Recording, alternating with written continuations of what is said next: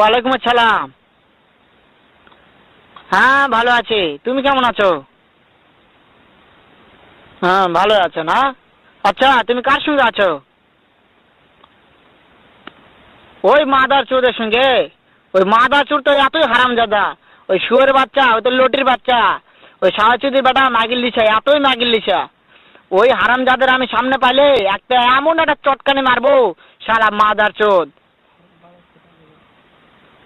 শুনো, তাতে কি হচ্ছে? ওই মাদার চোদ ওই জায়গায় আছে নাকি? ও আমার কথা সব শুনতিছে।